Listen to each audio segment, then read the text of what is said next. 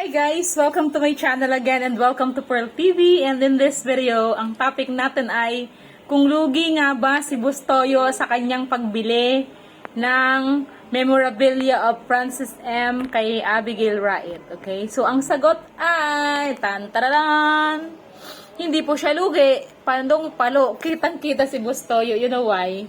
Kasi ang inabot ng kanyang views sa kanyang YouTube channel, Pinoy Pawn Star, ay 3.5 million, 3.6 million views na mahigit. O saan ka pa, bongga? Okay, at paano, magkano kaya ang kita nun?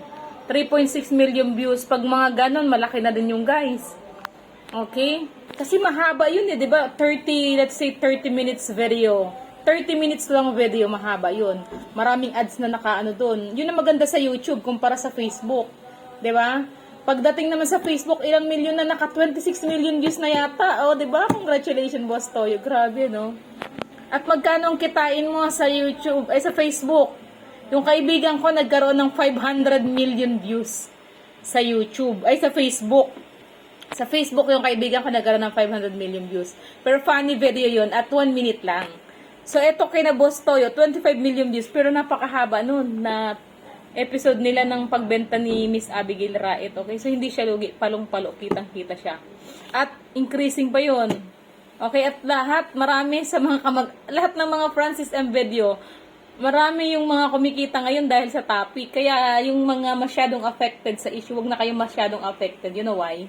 Kasi kumikita sila yung pagiging apektado nyo, kumikita masyado yung mga taong, na hindi naman kayo nahasisharean. Okay, so chill lang kayo guys, nood-nood lang, tamang at huwag na kayo makipag-away sa mga, at na kayo magalit sa mga content creator, isipin nyo na lang, freedom of expression at business.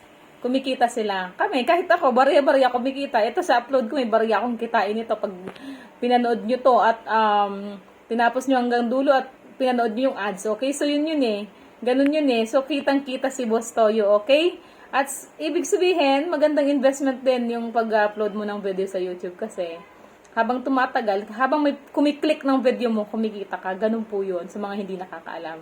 Okay? So, thanks for watching. Bye and God bless.